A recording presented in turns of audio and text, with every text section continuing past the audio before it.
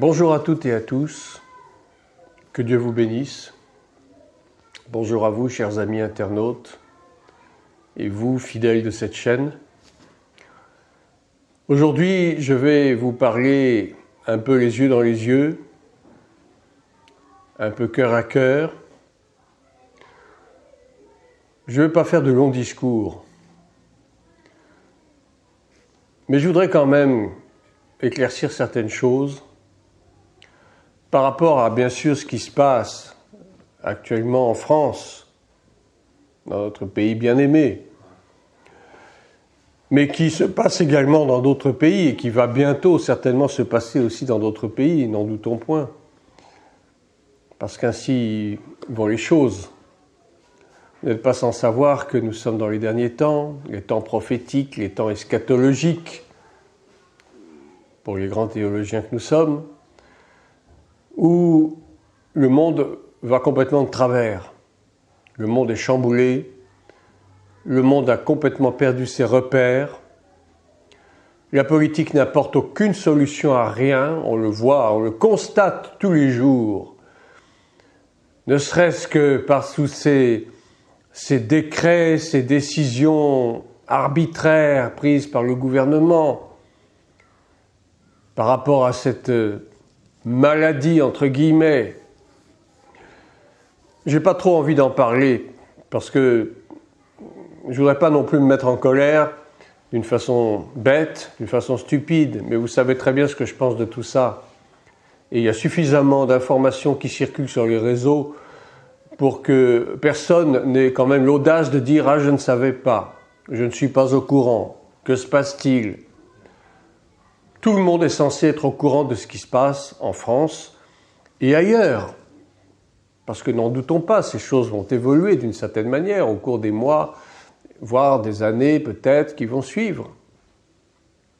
Mais je voudrais quand même recentrer un peu mon discours sur notre pays, sur la France, dont bien sûr je suis originaire et certainement pas mal d'entre vous, si j'en juge d'après les statistiques de mes vidéos, pour vous dire quelque chose qui me tient à cœur depuis quelques jours. J'avais de prime abord décidé de faire un enseignement un peu plus classique, je dirais, sur un thème biblique, et puis je crois que l'Esprit m'a poussé dans une autre direction. Et depuis 2 jours à peu près, ça me tient aux tripes, dirais-je, pour employer un terme un peu vulgaire peut-être, de vous parler clairement de ce que je pense de la situation en France, particulièrement, mais aussi en Europe également. Depuis la Révolution de 1789, il y a eu des bouleversements dans la société, positifs, certains, négatifs pour d'autres. Ce qui est sûr, c'est que le monde a beaucoup évolué, la société a beaucoup évolué. Tout a beaucoup évolué, et dans un sens c'est très bien, heureusement qu'il y a une évolution dans les mentalités, dans les façons de faire, dans les façons de voir les choses. Nous sommes actuellement, à l'heure où je vous parle, en 2021, nous sommes, je dirais, au terme presque de la Ve République. Vous allez dire, oui, mais tu es pasteur, de quoi tu parles de politique? C'est pas ton travail. Mais si, ça fait partie aussi de mon travail. Vous savez, un homme de Dieu, un serviteur de Dieu doit s'intéresser à tout. Bien sûr que nous parlons de la Bible, nous parlons des enseignements de la Bible, nous parlons de tout ce qui touche, bien sûr, aux Écritures, c'est normal. C'est notre premier devoir, d'enseigner, d'évangéliser, de prêcher. Mais je vous parle ici en tant que citoyen. Je suis un serviteur de Dieu, c'est vrai, mais je suis d'abord un citoyen. Citoyen de mon pays, la France. Et je vois avec grande tristesse que ce pays est en train de sombrer littéralement dans des eaux profondes, mais des eaux nauséabondes. Des eaux terrifiantes. Un peu comme ce navire, le Titanic, en 1917 qui a sombré, où il y a eu je ne sais plus combien, quelques 3000 morts. Mais peu importe. Mais je compare la France à ce navire majestueux qui avait été construit pour être soi-disant insubmersible. Mais vous voyez jusqu'où l'orgueil de l'homme va. Quel navire jusqu'à présent peut être qualifié d'insubmersible? Ça n'existe pas. L'homme ne peut pas lutter contre les lois de la nature. Et l'homme ne peut pas lutter contre Dieu. Et l'orgueil de ces hommes, de ces architectes, de ces ingénieurs maritimes, des gens très intelligents qui ont construit ce navire, était tellement orgueilleux qu'ils pensaient même, en construisant ce bateau, défier les lois divines. Ils voulaient défier Dieu. Et on connaît bien la suite tragique de ce qui s'est passé. Le navire a sombré. Et en même temps, l'orgueil humain a sombré avec. Toutes les vanités humaines ont sombré en quelques heures au sein de cet endroit de la mer du Nord, en 1917, en avril 1917. Eh bien, écoutez, je compare la France d'aujourd'hui à ce Titanic. Je compare la France à un gigantesque navire réputé insubmersible, mais qui est en train de sombrer corps et biens. Nos politiciens ne font qu'essuyer échec sur échec. Les syndicats, n'en parlons même pas. Les institutions sont en perte de vitesse, elles ne répondent même plus aux besoins des citoyens. Et puis, il y a cette espèce de, j'allais dire, on appelle ça une pandémie, mais moi je dirais c'est une fumisterie. Quelque chose qu'on a mis en place, qu'on a inventé pour mettre le pays à feu et à sang. Tout simplement. Il fallait un prétexte. Il fallait une bonne raison pour que ces choses arrivent. Et je dirais, quelque part, nous sommes un peu tous responsables de ce qui se passe. On l'a vu, dès le début de la pandémie, les gens étaient étonnés, évidemment, ils ont été pris de court, ils ne s'attendaient pas à tout ce qui allait se passer, on les a pris au dépourvu. Mais ne faites pas d'illusions, tout cela était mûrement préparé, mûrement réfléchi depuis des décennies.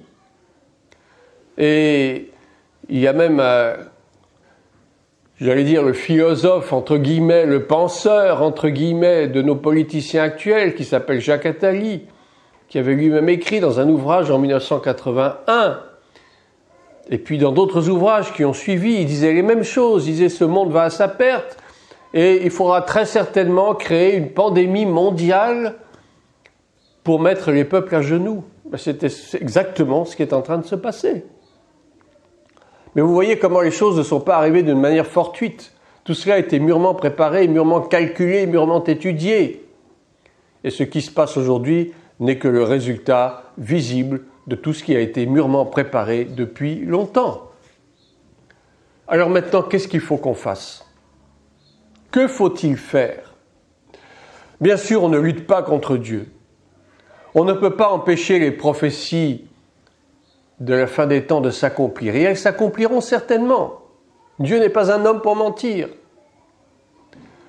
Tout ce qui a été prophétisé dans la Bible va s'accomplir, c'est certain. Mais il y a une chose quand même que je voudrais vous dire. Si la France, aujourd'hui, paye le plus lourd tribut de toute cette affaire, j'allais dire, par rapport aux autres pays européens qui n'ont pas édicté les mêmes lois d'une façon aussi dure, aussi rigide, mais la France particulièrement est arrivée à un état de non-sens complet, un état de folie complète. La France est coupable. La France est coupable. Il y a trop de sang qui a coulé sur cette nation. France, ton péché est trop grand. Je te dis, et moi-même je me sens responsable de cela aussi. Le péché de la France est allé trop loin.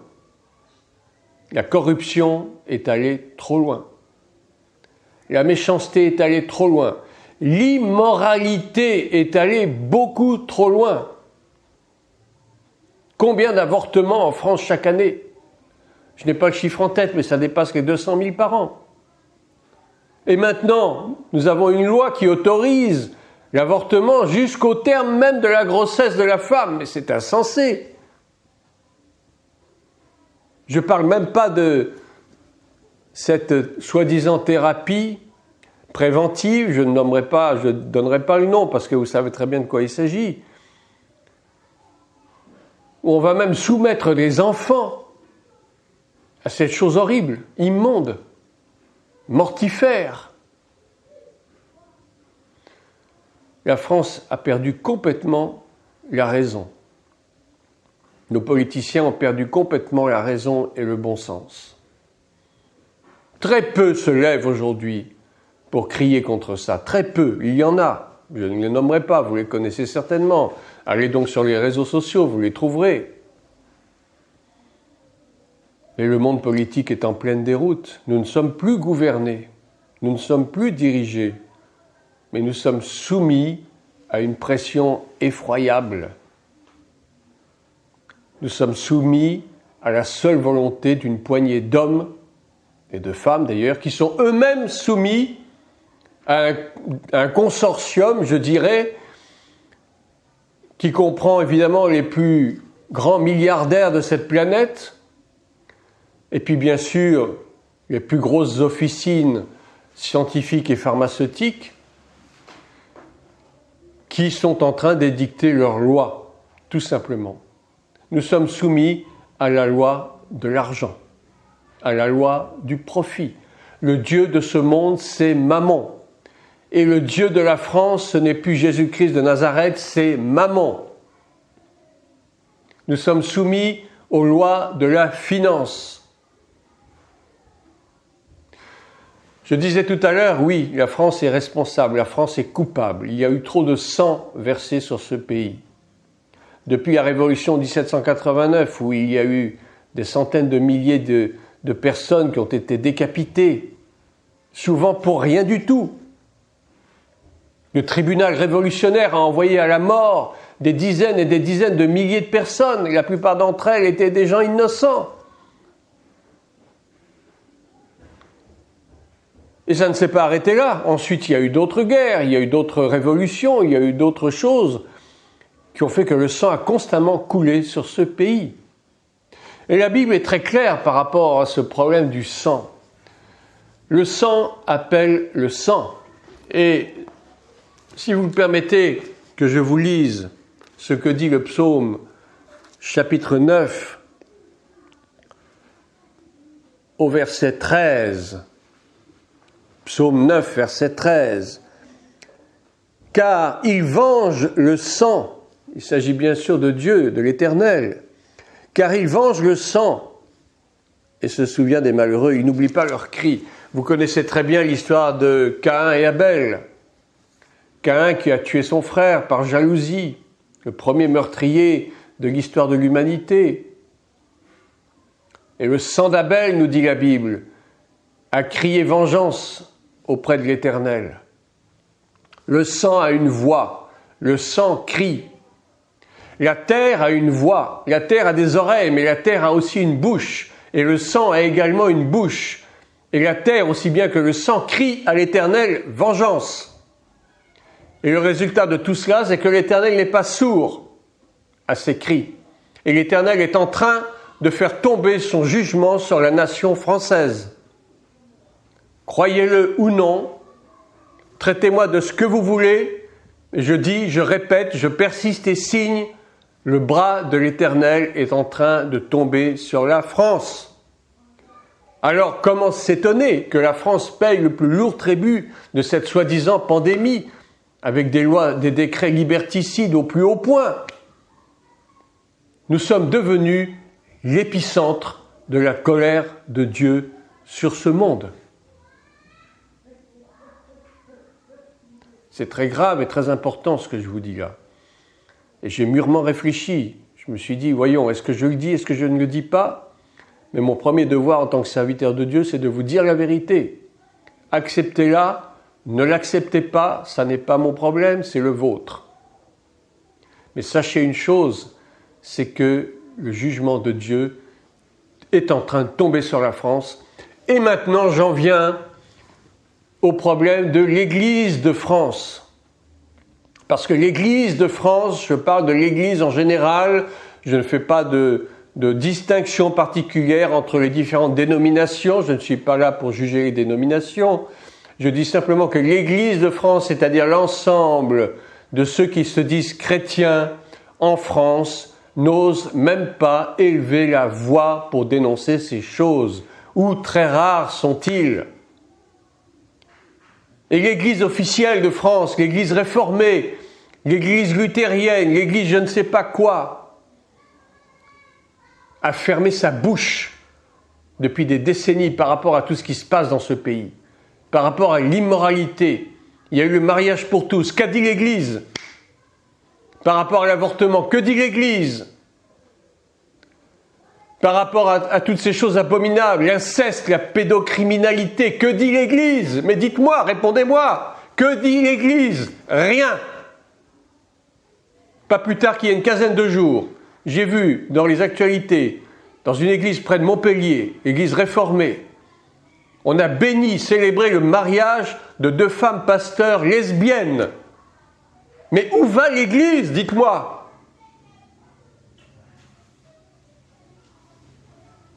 Dans quel trou elle est en train de se fourrer? Mais c'est inconcevable. Je pense que si Martin Luther et les autres, les Calvins, savaient ça, ils se retourneraient 1000 fois dans leur tombe.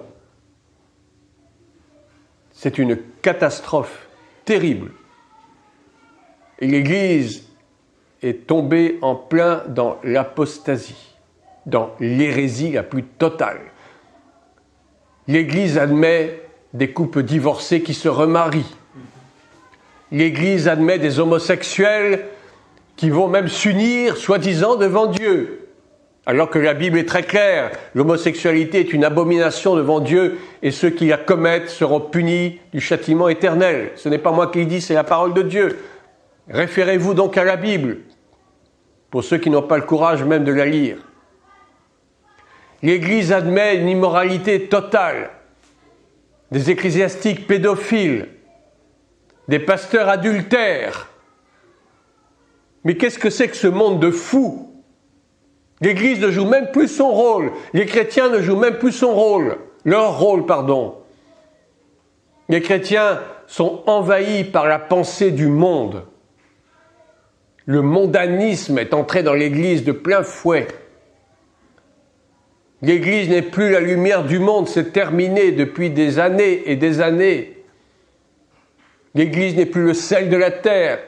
Ce sel est devenu complètement sans saveur. Il ne sale plus rien. Il ne sale que de la pourriture. L'Église est devenue de la pourriture. Le monde chrétien est devenu de la pourriture. Et de toute façon, Jésus l'avait prévenu. Il disait, même les élus seront séduits. Même ceux qui croient en moi ou qui font profession de croire en moi ou qui prétendent croire en moi, un jour seront séduits. L'apostasie va gagner le plus grand nombre, croyez-moi. Et il va falloir tenir ferme pour ne pas tomber. Il va falloir être vraiment assis sur ses positions pour résister à toutes ces tentations qui nous sont tendues, à cette ostracisation de la société. Ceux qui n'acceptent pas le fameux remède préventif, une fois de plus, je tais le nom, sont mis de côté, traités comme des parias, traités comme des gens méchants qui cherchent à nuire aux autres. Et beaucoup de chrétiens sont tombés dans ce piège. Et je suis sûr que beaucoup vont encore tomber dans ce piège.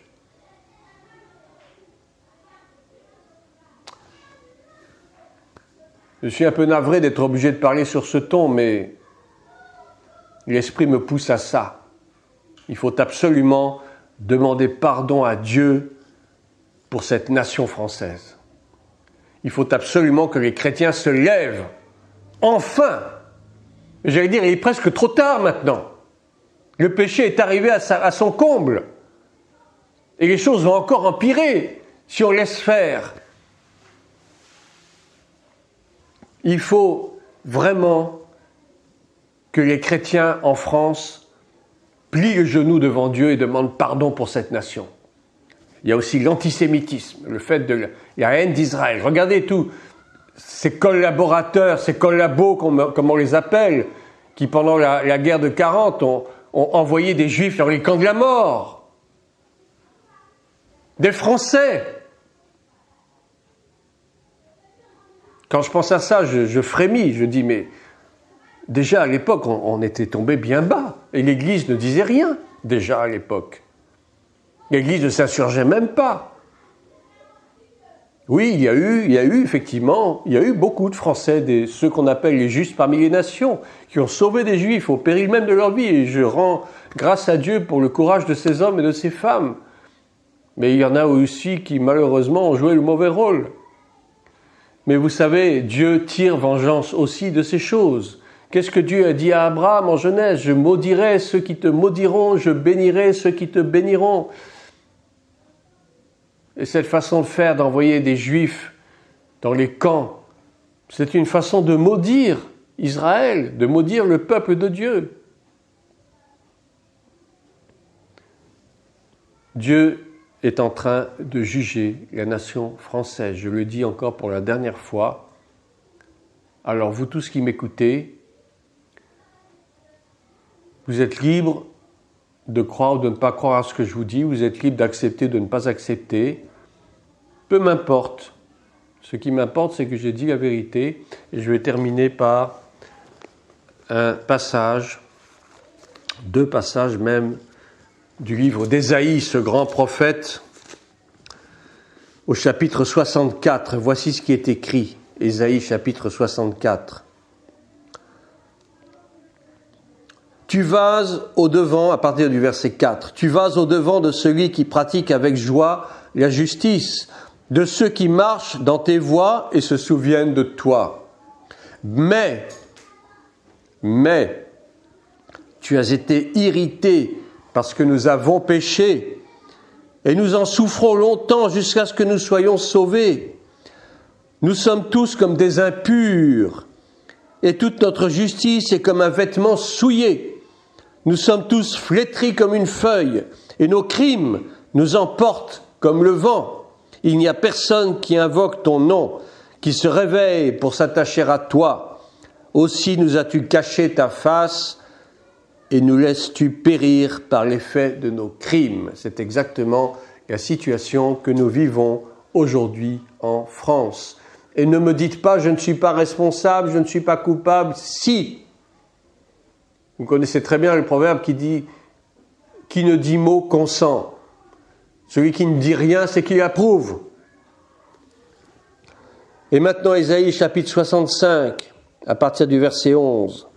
Mais vous qui abandonnez l'Éternel, la France a abandonné l'Éternel depuis fort longtemps, qui oubliez ma montagne sainte, qui dressez une table pour Gad et remplissez une coupe pour Méni, des faux dieux, des idoles païennes.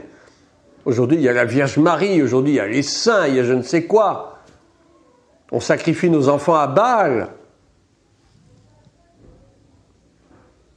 Je vous destine au glaive. Et vous fléchirez tous le genou pour être égorgés.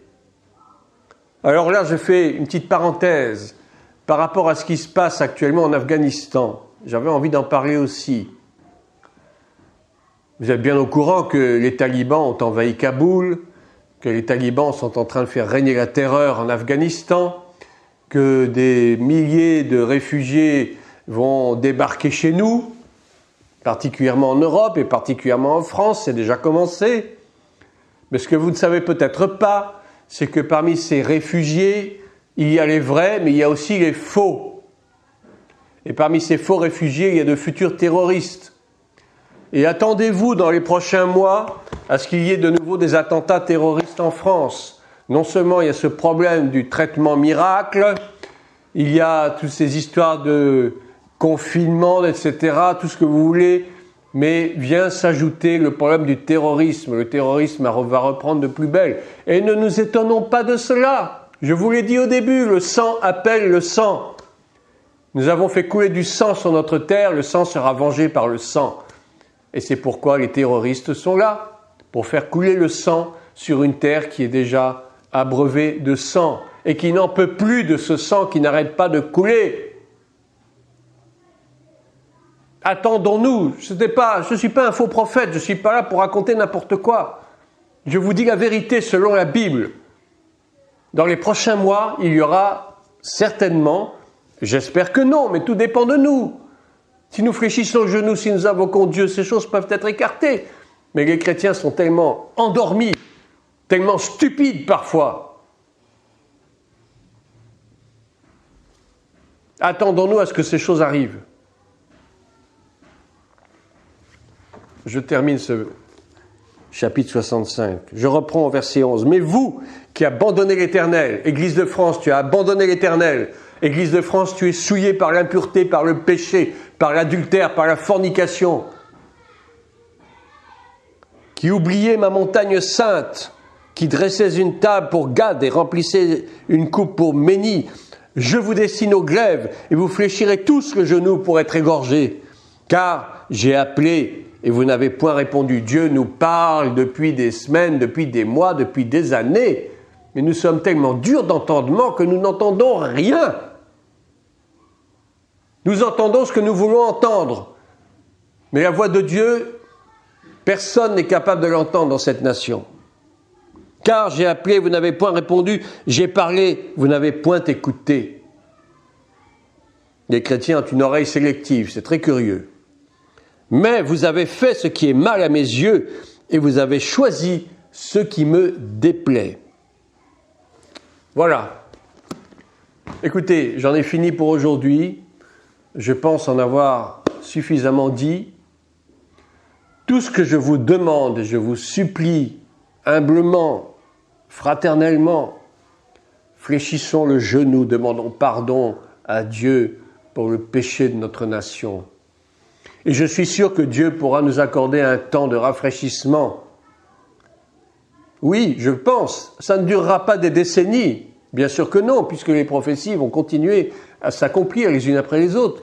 Mais Dieu peut lever un sursis pour quelque temps. Sa colère peut se refroidir pendant un temps. Mais tout dépend de nous, ça ne dépend pas de lui. Ça ne dépend que de nous. Ayons ce courage, ayons cette volonté d'aller de l'avant. Prions pour nos familles, prions pour nos proches, prions pour nos frères et sœurs qui se sont égarés dans le mensonge et dans l'immoralité, pour qu'ils reviennent au Seigneur leur Dieu. Que Dieu vous bénisse. Gardons la foi, gardons courage, gardons nos yeux fixés vers le ciel, car c'est de lui que vient notre espérance. À très bientôt.